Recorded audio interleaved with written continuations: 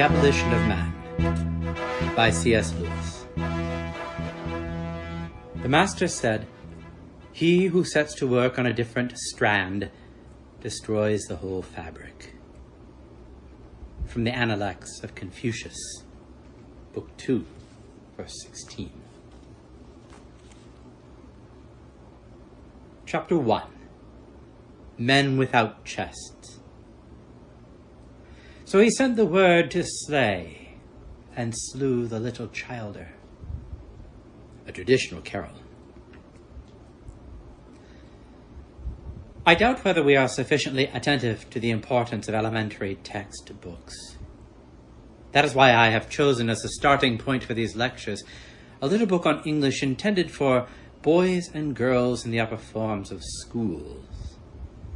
I do not think the authors of this book, there were two of them, intended any harm, and I owe them or their publisher good language for sending me a complimentary copy. At the same time, I shall have nothing good to say of them. Here is a pretty predicament. I do not want to pillory two modest, practicing schoolmasters who are doing the best they knew, but I cannot be silent about what I think the actual tendency of their work. I therefore propose to conceal their names. I shall refer to these gentlemen as Gaius and Titius, and to their work as the Green Book. But I promise you there is such a book, and I have it on my shelves. In their second chapter, Gaius and Titius quote the well-known story of Coleridge at the waterfall. You remember that there were two tourists present, that one called it sublime and the other pretty. And that Coleridge mentally endorsed the first judgment and rejected the second with disgust. Gaius and Titius comment as follows, quote, "When the man said this is sublime, he appeared to be making a remark about the waterfall. Actually, he was not making a remark about the waterfall, but a remark about his own feelings. What he was saying was really, I have feelings associated in my mind with the word sublime. Or shortly, I have sublime feelings. Here are a good many deep questions settled in a pretty summary fashion." But the authors are not yet finished. They add, quote, "This confusion is continually present in language as we use it. We appear to be saying something very important about something, and actually we are only saying something about our own feelings." Unquote. Before considering the issues really raised by this momentous little paragraph, designed, you will remember, for the upper forms of schools, we must eliminate one mere confusion into which Gaius and Titius have fallen. Even on their own view, on any conceivable view, the man who says, "This is sublime," cannot mean, "I have sublime feelings." Even if it were granted that such qualities as sublimity were simply and solely projected into things from our own emotions, yet the emotions which prompt the projection are the correlatives, and therefore almost the opposites of the qualities projected. The feelings which make a man call an object sublime are not sublime feelings, but feelings of veneration. If "this is sublime" is to be reduced at all to a statement about the speaker's feelings, the proper translation would be, "I have humble feelings." If the view held by Gaius and Titius were consistently applied, it would lead to obvious absurdities. It would force them to maintain that "you are contemptible" means "I have contemptible feelings." In fact, that "your feelings are contemptible" means "my feelings are contemptible." But we need not delay over this, which is the very pons asinorum of our subject. It would be unjust to Gaius and Titius themselves to emphasize what was doubtless a mere inadvertence. The schoolboy who reads this passage in the Green Book will believe two propositions. Firstly, that all sentences containing a predicate of value are statements about the emotional state of the speaker. And secondly, that all such statements are unimportant. It is true that Gaius and Titius have said neither of these things in so many words.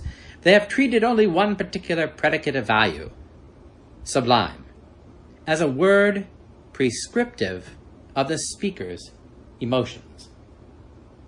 The pupils are left to do for themselves the work of extending the same treatment to all predicates of value, and no slightest obstacle to such extension is placed in their way.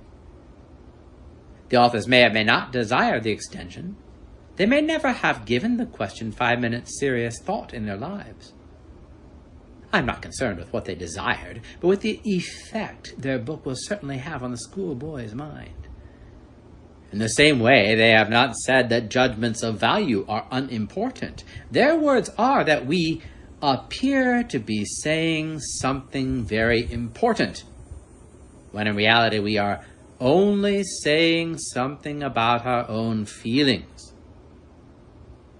No schoolboy will be able to resist the suggestion brought to bear upon him by that word, only.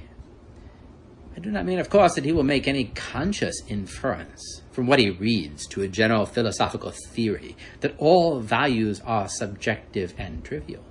The very power of Gaius and Titius depends on the fact that they are dealing with a boy who thinks he is doing his English prep, and has no notion that ethics, theology, and politics are all at stake.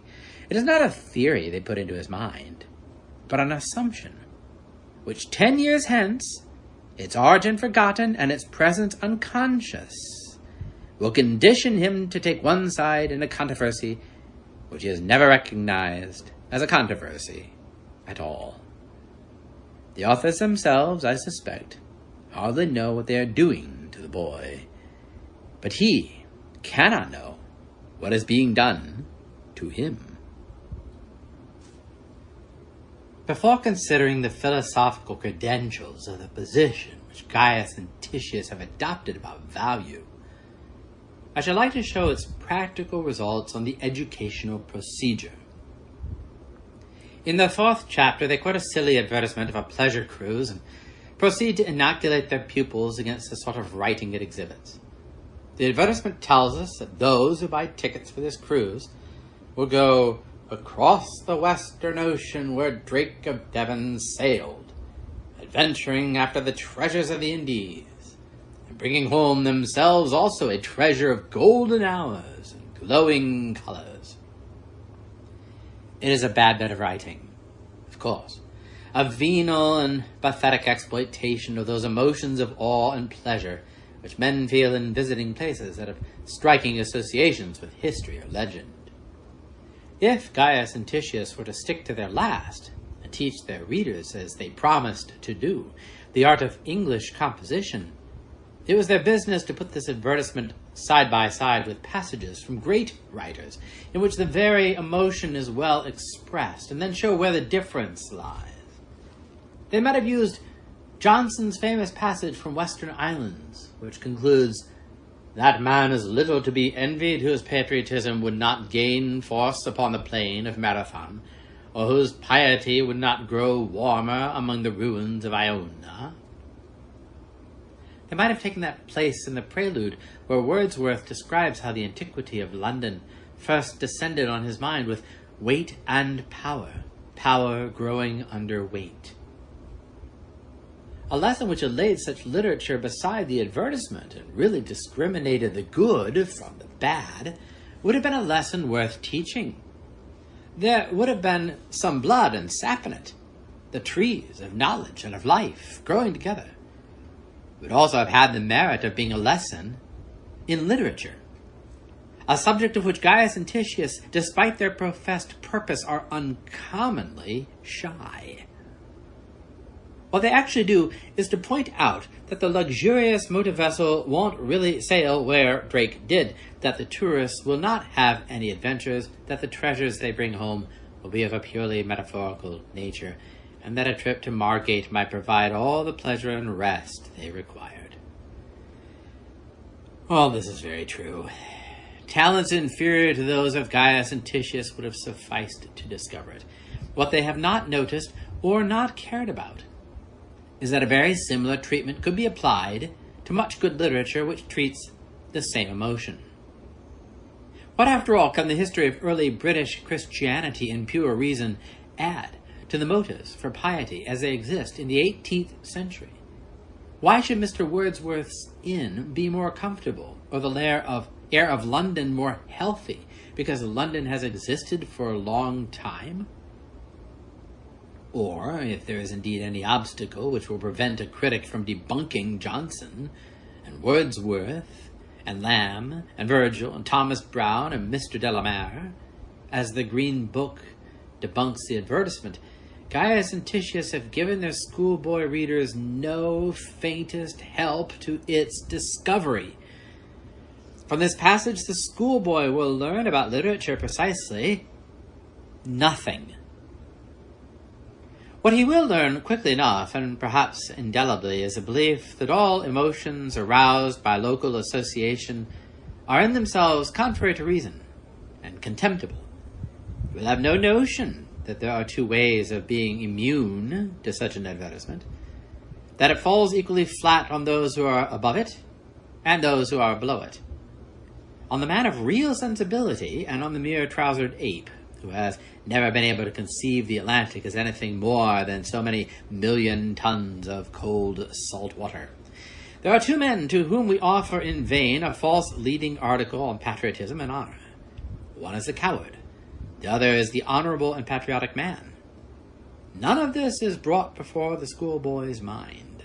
On the contrary, he is encouraged to reject the lure of the Western Ocean on the very dangerous ground that in so doing he will prove himself a knowing fellow who can't be bubbled out of his cash. Gaius and Titius, while teaching him nothing about letters, have cut out of his soul, long before he is old enough to choose, the possibility of having certain experiences which thinkers of more authority than they have held to be generous, fruitful, and humane. But it is not only Gaius and Titius. In another little book, whose author I will call Orbilius, I find that the same operation under the same general anesthetic is being carried out. Orbilius chooses for debunking a silly bit of writing on horses, where the animals are praised as the willing servants of the early colonists in Australia. And he falls into the same trap as Gaius and Titius. Of Ruksh and Sleipnir, and the weeping horses of Achilles, and the war horse in the book of Job, nay, even of Brer Rabbit and of Peter Rabbit, of man's prehistoric piety to our brother the ox, of all that this semi-anthropomorphic treatment of beasts has meant in human history, and of the literature where it finds noble or piquant expression, he has not a word to say. Even of the problems of animal psychology as they exist for science, he says nothing. He contents himself with explaining that horses are not, secundum litteram, interested in colonial expansion. This piece of information is really all that his pupils get from him. Why the composition before them is bad, when others that lie open to the same charge are good, they do not hear. Much less do they learn of the two classes of men who are, respectively, above and below the danger of such writing. The man who really knows horses and really loves them, not with anthropomorphic illusions, but with ordinate love, and the irredeemable urban blockhead to whom a horse is merely an old-fashioned means of transport. Some pleasure in their own ponies and dogs they will have lost. Some incentive to cruelty or neglect they will have received. Some pleasure in their own knowingness will have entered their minds. That is their day's lesson in English, though of English they have learned nothing. Another little portion of the human heritage has been quietly taken from them before they were old enough to understand. I have hitherto been assuming that such teachers as Gaius and Titius do not fully realize what they are doing and do not intend the far-reaching consequences it will actually have. There is, of course, another possibility. what I have called, presuming on their concurrence in a certain traditional system of values, the trousered ape and the urban blockhead may be precisely the kind of man they really wish to produce. The differences between us may go all the way down. They may really hold that the ordinary human feelings about the past, or animals, or large waterfalls, are contrary to reason and contemptible and ought to be eradicated. They may be intending to make a clean sweep of traditional values and start with a new set. That position will be discussed later. If it is the position which Gaius and Titius are holding, I must, for the moment, content myself with pointing out that it is a philosophical, not a literary, position. In filling their book with it, they have been unjust to the parent or headmaster who buys it and who has got the work of amateur philosophers where he expected the work of professional grammarians. A man would be annoyed if his son returned from the dentist with his teeth untouched and his head crammed with the dentist's obiter dicta on bimetallism or the Baconian theory. But I doubt whether Gaius and Titius have really planned, under cover of teaching English, to propagate their philosophy. I think they have slipped into it for the following reasons. In the first place, literary criticism is difficult, and what they actually do is very much easier. To explain why a bad treatment of some basic human emotion is bad literature is, if we exclude all question-begging attacks on the emotion itself, a very hard thing to do. Even Dr. Richards, who first seriously tackled the problem of badness in literature, failed, I think, to do it. To debunk the emotion on the basis of a commonplace rationalism is within almost anyone's capacity. In the second place, I think Gaius and Titius may have honestly misunderstood the pressing educational need of the moment. They see the world around them swayed by emotional propaganda. They have learned from tradition that youth is sentimental, and they conclude that the best thing they can do is to fortify the minds of young people against emotion. My own experience as a teacher tells an opposite tale. For every one pupil who needs to be guarded from a weak excess of sensibility, there are 3 who need to be awakened from the slumber of cold vulgarity. The task of the modern educator is not to cut down jungles, but to irrigate deserts. The right defense against false sentiments is to inculcate just sentiments.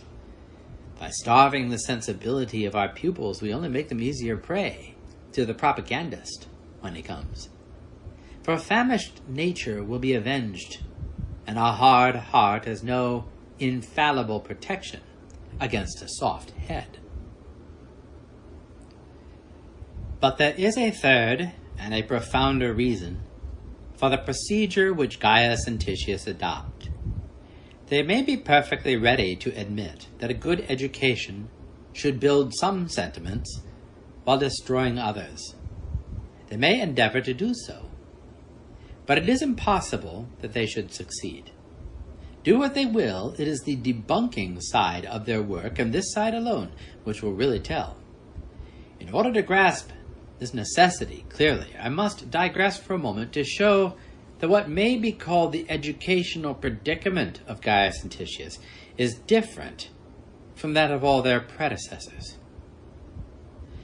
Until quite modern times, all teachers and even all men believed the universe to be such that certain emotional reactions on our part could be either congruous or incongruous to it.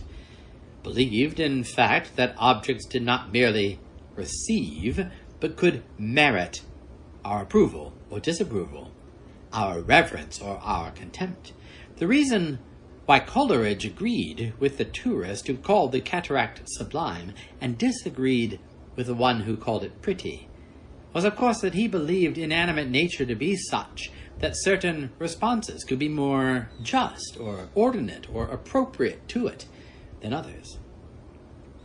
And he believed, correctly, that the tourists thought the same. The man who called the cataract sublime was not intending simply to describe his own emotions about it. He was also claiming that the object was one which merited those emotions. But for this claim, there would be nothing to agree or disagree about. To disagree with "this is pretty," if those words simply described the lady's feelings, would be absurd. If she had said, "I feel sick," Coleridge would hardly have replied, "No, I feel quite well."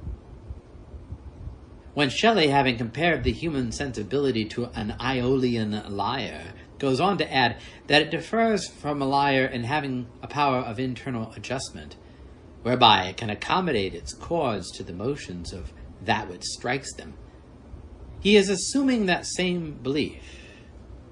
"Can you be righteous," asks Traherne, "unless you be just in rendering to things their due esteem? All things were made to be yours, and you were made to prize them according to their value." St. Augustine defines virtue as ordo amoris, the ordinate conditioning of the affections in which every object is accorded what kind of degree of love which is appropriate to it. Aristotle says that the aim of education is to make the pupil like and dislike what he ought. When the age for reflective thought comes, the pupil who has been thus trained in ordinate affections or just sentiments will easily find the first principles in ethics. But to the corrupt man, they will never be visible at all, and he can make no progress in that science. Plato before him had said the same. The little human animal will not at first have the right responses. It must be trained to feel pleasure, liking, disgust, and hatred at those things which really are pleasant, likable, disgusting, and hateful.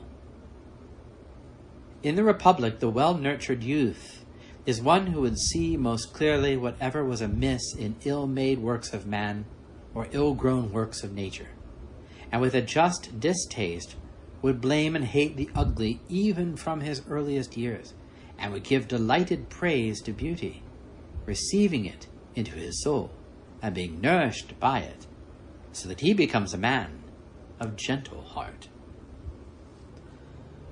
All this before he is of an age of reason, so that when reason at length comes to him, then bred as he has been, he will hold out his hands in welcome, and recognize her because of the affinity he bears to her.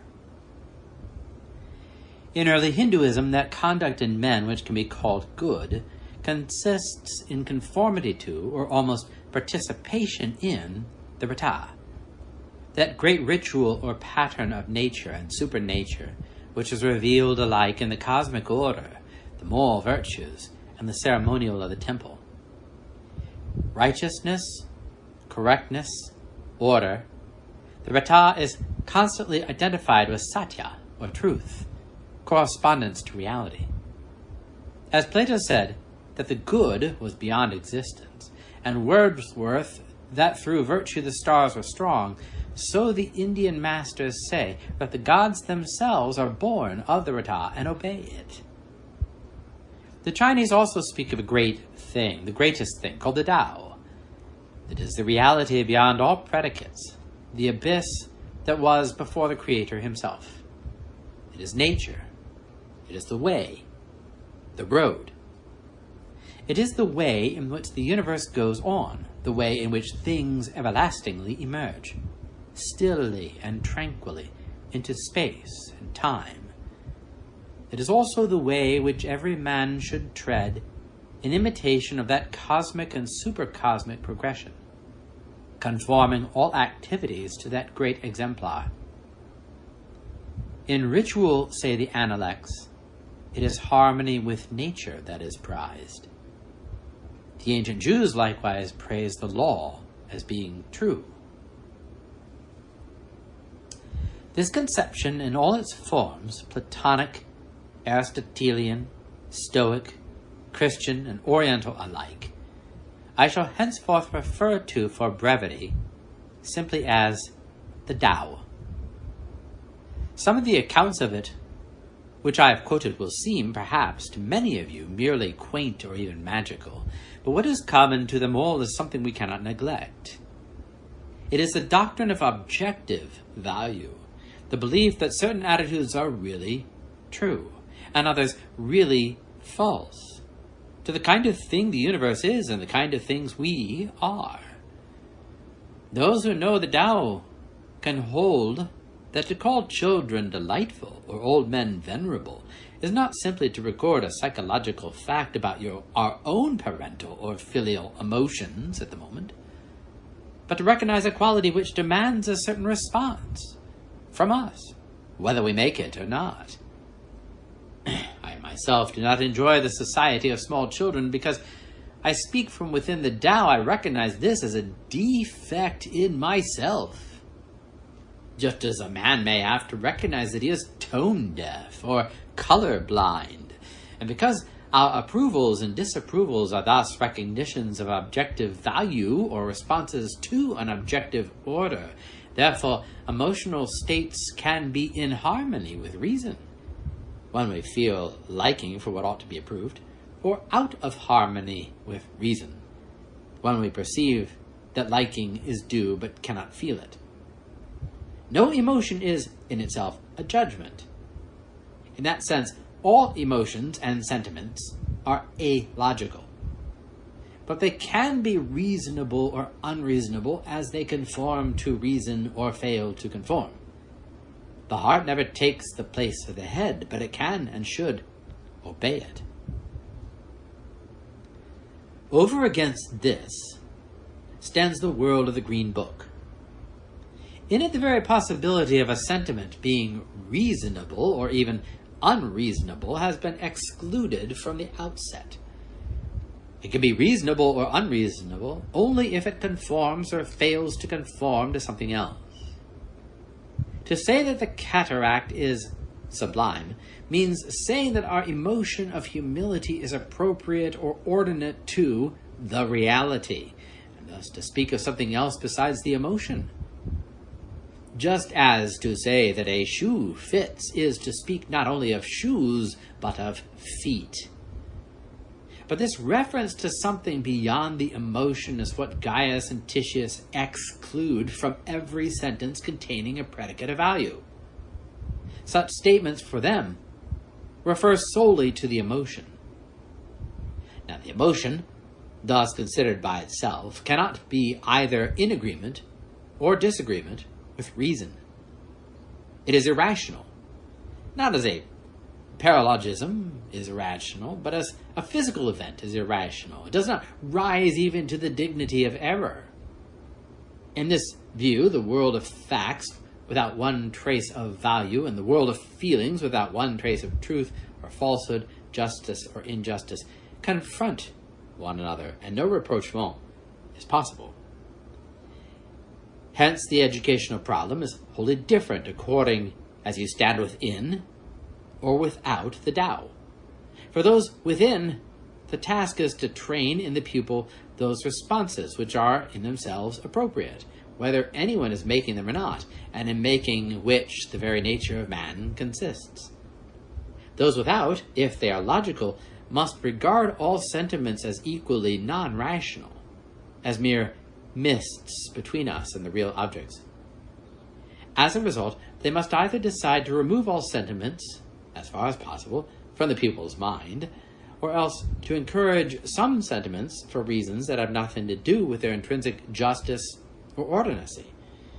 The latter course involves them in the questionable process of creating in others, by suggestion or incantation, a mirage which their own reason has successfully dissipated. Perhaps this will become clearer if we take a concrete instance. When a Roman father told his son that it was a sweet and seemly thing to die for his country, he believed what he said. He was communicating to the son an emotion which he himself shared, and which he believed to be in accord with the value which his judgment discerned in noble death. He was giving the boy the best he had, giving of his spirit to humanize him, as he had given of his body to beget him. But Gaius and Titius cannot believe that in calling such a death sweet and seemly, they would be saying something important about something. Their own method of debunking would cry out against them if they attempted to do so. For death is not something to eat, therefore cannot be dulce in the literal sense, and it is unlikely that the real sensations preceding it will be dulce even by analogy. And as for decorum, that is only a word describing how some other people will feel about your death when they happen to think of it, which won't be often, and will certainly do you no good. There are only two courses open to Gaius and Titius. Either they must go the whole way and debunk this sentiment like any other, or must set themselves to work to produce from outside a sentiment which they believe to be of no value to the pupil, and which may cost him his life, because it is useful to us, the survivors, that our young men should feel it. If they embark on this course, the difference between the old and the new education will be an important one. Were the old initiated, the new merely conditions. The old dealt with its pupils as grown birds deal with young birds when they teach them to fly. The new deals with them more as the poultry keeper deals with young birds, making them thus or thus, for purposes of which the birds know nothing. In a word, the old was a kind of propagation, men transmitting manhood to men. The new is merely propaganda. It is to their credit that Gaius and Titius embraced the first alternative. Propaganda is their abomination, not because their own philosophy gives a ground for condemning it or anything else, but because they are better than their principles. They probably have some vague notion, I'll examine it in my next lecture, that valor and good faith and justice could be sufficiently commended to the pupil on what they would call rational or biological or modern grounds, if it should ever become necessary. In the meantime, they leave the matter alone and get on with the business of debunking. But this course, though less human, is not less disastrous than the opposite alternative of cynical propaganda. Let us suppose for a moment that the heart of virtues could really be theoretically justified with no appeal to objective value. It still remains true that no justification of virtue will enable a man to be virtuous. Without the aid of trained emotions, the intellect is powerless against the animal organism. I had sooner play cards against a man who is quite skeptical about ethics, but bred to believe that a gentleman does not cheat, than against an irreproachable moral philosopher who had been brought up among sharpers. In battle, it is not syllogisms that will keep the reluctant nerves and muscles to their post in the third hour of the bombardment. The crudest sentimentalism, such as Gaius and Titius would wince at, about a flag, or a country, or a regiment, will be of more use. We were told it all long ago by Plato. As the king governs by his executive, so reason in man must rule the mere appetites by means of the spirited element. The head rules the belly through the chest.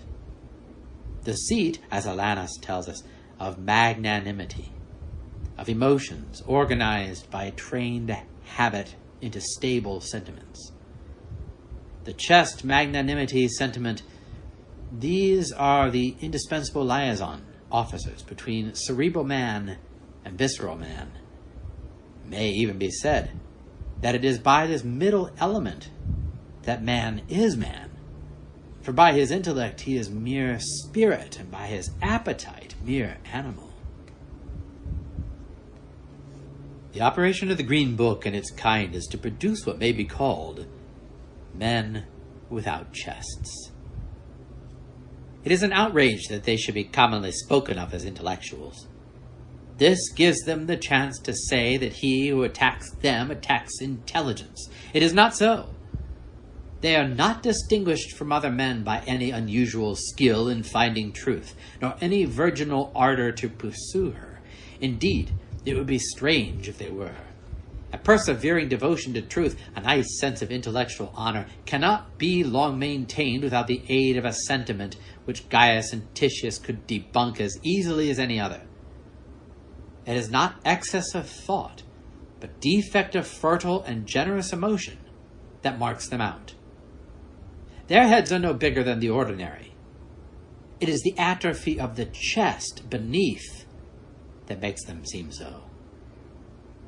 And all the time, such is the tragicomedy of our situation, all the time we continue to clamor for those very qualities we are rendering impossible.